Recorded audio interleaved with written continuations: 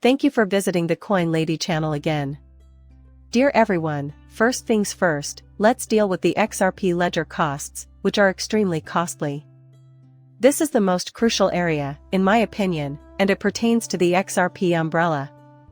That seems rather irrational. Ledger, XRP, and cheap fees make for quick transactions, but I feel like the costs are exorbitant for some of the services. We will dissect it. No need to spend too much time on that tangent. We will discuss Michael Saylor's diluted rant briefly. They recently had a record-setting quarter, and I feel compelled to correct the record. It appears that there are some Twitter users who view me as a Tether bull or Tether maxi. There's an error there. I think we should talk about this for a little because it's different from merely stating the facts and going over the present situation. Finally, XRP Las Vegas has its detractors who are voicing their disapproval and even questioning the event's purpose. In my opinion, it is really critical. Let's go in and figure things out. First things first, if you like what you see, please subscribe and give the channel a bell. Is it possible for XRP to rank first in this critical attribute?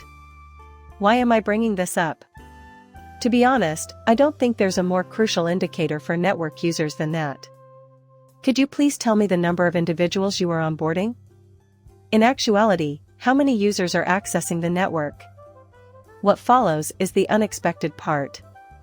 As of April 2024, Tron had 54.7 million users, making it the leading blockchain by a significant margin. Explain that to me. Someone in a market without access to banking or who wants to get away from the local currency could benefit from having a digital dollar they can use for everyday transactions. This is why it has more than BNB, Solana, Ethereum, wallets usable, and stable currencies. They get quick, inexpensive, and efficient payments from Tron. So, the XRP ledger is finally releasing practical, stable coins, yet, I do not expect a stable coin from Ripple to immediately become the market leader. Rest certain, it will be an unforgettable experience. In my opinion, that stable coin will oust Tether and Circle as its market share increases. Incorporating both of these into the XRP ledger will strengthen the network even further. Allow me to explain. You would have to have faith in your worth if you wanted to survive, if you needed it to buy food, pay bills, or do whatever else you're doing. In the end, will you put your faith in the XRP ledger or Tron? Also, I don't have anything against Tron. I think it's a great network.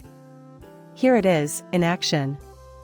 As we can see, it has a large user base. In the event that my life-sustaining funds were at stake, nevertheless, I would choose the XRP ledger without hesitation. This is huge, in my opinion. Now, the network is getting reliable currencies that people can actually use, rather than just those used by GateHub. Because once users are interested in using it, it will attract them to the chain, and once they're on the chain, investing in XRP becomes a lot easier, as they already have their digital currency sitting in that XRP wallet. They can then put it in pools to earn or trade it for other assets. The widespread use of this blockchain will be greatly enhanced by this. This huge change has been in the works for quite some time. In my opinion, the XRP ledger's growth will not only be accelerated, but will also begin to trend upwards towards the top rank. This is the one thing I want to mention now. As we examine Ethereum. Because Polygon is an integral component of that ecology, it goes unreported a bit. There are a few distinct chains that make up Ethereum, including Base, Arbitrage, and Optimism, so, the 12 million we observe at number 6 is actually understated. However, as of April, Tron is clearly the most popular blockchain among real users. And I believe that's where the XRP ledger can make a splash and begin attracting users to the network. And I think that's a long-term concern. Presently, XRP stands as the most crucial statistic. A bit steep for a ledger. Strange, given our P-ledger was the only other topic we covered. Payments are quite inexpensive and the process is incredibly efficient. It appears that we haven't been very clear, but we can see what Daniel says. Now I want to make this really clear. Once more. Account activation and trust line fees should be reduced. His interest in this is perplexing. As a developer on the XRP ledger, he is aware that these are obstacles to the widespread adoption of his and other projects that rely on the XRP ledger. He knows this from personal experience. You wish to activate a wallet, and we are currently investigating this. You need to secure 10 XRP. I don't understand. Instead than erecting prohibitively expensive hurdles, we aim to have users activate their XRP ledger wallets so that we can onboard them. We need something similar to Bitcoin, where a wallet can be had for free, or Ethereum, where there shouldn't be any cost, or a modest price converted to XRP, if you insist on charging. I have to pay XRP in order to set up a trust line, so that I can invest in tokens and keep them in my own custody. The only way I can trade for that cryptocurrency is if I pay XRP to lock it up. In all likelihood, I will retrieve it at a later time. But it gets tiresome after a while. What if someone else is interested in holding 10, 20, or 30 coins? We'd love to see further adoption of this idea. Who needs XRP when you can have it in your wallet? We want everyone on this network to use it. These fees need to be reduced significantly. I can already feel the ire directed at spam and all that. These costs do little to deter spammers. For example, we've seen Chinese yuan spammers who do transactions constantly. All they do is discourage regular people from adding coins to their wallets or creating new ones. It's merely an obstacle. It's an obstacle. In addition, they should give this some serious consideration and lower those prices. So, having a wallet is just as inexpensive as using the XRP ledger XRP on-chain. Oracle has updated us on their testing of this capability. Now you may bring price feeds right onto the chain by linking up to flare-up TSOs or something similar. In terms of how the XRP ledger will evolve in the future, this is a crucial feature. We haven't noticed any performance drops because of this, which is great news because there are a lot of features we'd like to include but are worried about slowing down the ledger. This is something we must constantly remind ourselves of because it is crucial. We should give it a go. Additionally, testing and on-chain oracles have not encountered any problems thus far. Having this is crucial if we are to define the XRP ledger, so it's encouraging to hear that testing is progressing along the expected lines.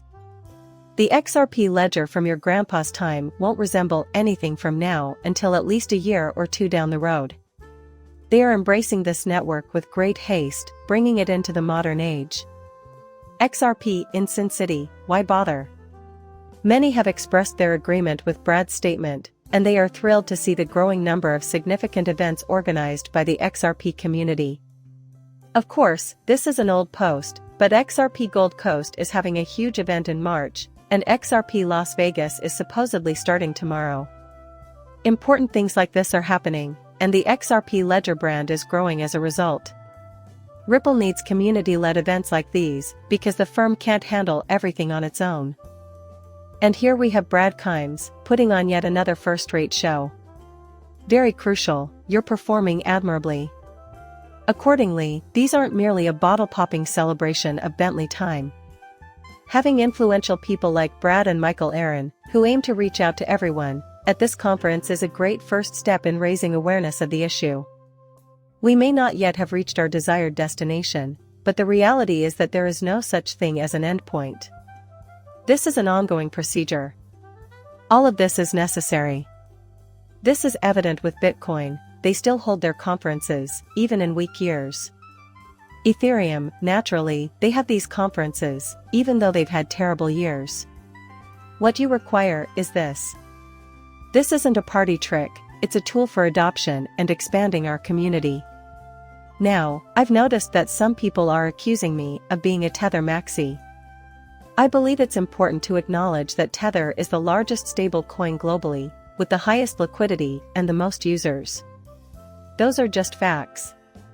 You know, it's clear that they had a record-breaking quarter, making billions of dollars. How wonderful was it for them? There isn't a stable cryptocurrency available, that much I can tell you. The release date does not matter whether it is Tether Circle, Ripple, Stablecoin, or anything else. There are insufficient safeguards in this area. This is not being monitored adequately. Therefore, new regulations are necessary. They are all in danger. You shouldn't be angry with me if Tether fails you. All I'm saying is that, hands down, it's the most stable coin out there. Tether is probably what you're utilizing for trades, but you should know that none of these coins are secure.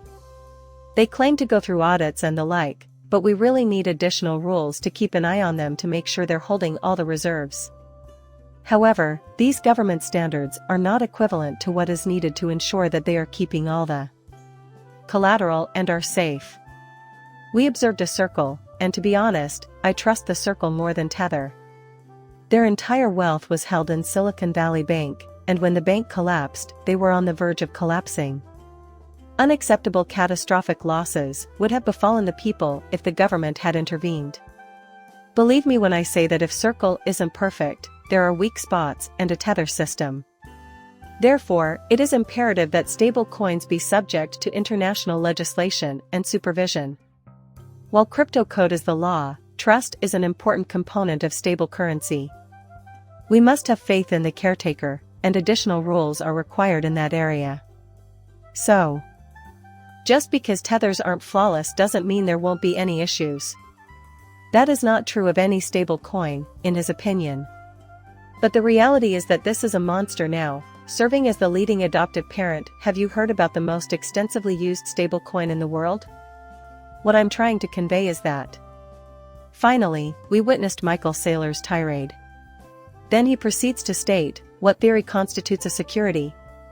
One XRP ADA security is BNB. No matter what Michael Saylor says, the fact remains that XRP is not a judge-ruled cryptocurrency. Legally, XRP does not qualify as a security. On top of that, he's keeping an eye on the cryptocurrency market. Why? Because it's completely different from what we observe with Bitcoin. That being said, you should not ignore it. Timely payments are crucial. Important to defy. A lot of people will start using gaming as a way to escape from all the stupid stuff.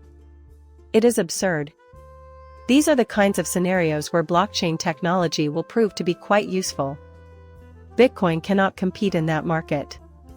It will ruin its wonderful qualities if it tries. Due to this, it is impossible for any one person to accomplish every task. Of course, every coin has a purpose, and some may be much more significant than merely serving as legal tender. How the future unfolds is completely unknown to me. However, assuming that a single network can address every issue is naive. The way life works isn't like that. Comparable to claiming that a single tech firm can handle everything? You should know that there is an increased degree of risk involved, but in the end, you will see a lot of value created from all currencies. However, Bitcoin is not exempt from regulation either. The federal government is currently attempting to enforce self-custody as part of its harsh policy. They want to implement measures like self-custody of altcoins, and we're not just talking Bitcoin here. If they win, Bitcoin will suffer greatly as a result of this. Also, we've seen this in other nations, for example, China's many failed attempts. Unstoppable it is. We will succeed in the long run, but there are risks associated with cryptocurrency. However, these networks in the US could hurt investors and consumers for a while. This is still in its infancy. I don't dispute Michael Saylor's vision or the fact that he sometimes makes valid points, but his complete indifference for alternative cryptocurrencies is illogical. For him, the most reasonable and honest approach would be to explain that, as an institutional investor, there is simply too much risk involved at this stage. Bitcoins are our top pick at the moment, but we will keep an eye on altcoins and maybe put some money into them when the time is right. Well, that concludes our video. Like and subscribe as usual, and feel free to leave a comment with your opinions. Muchas gracias, depart.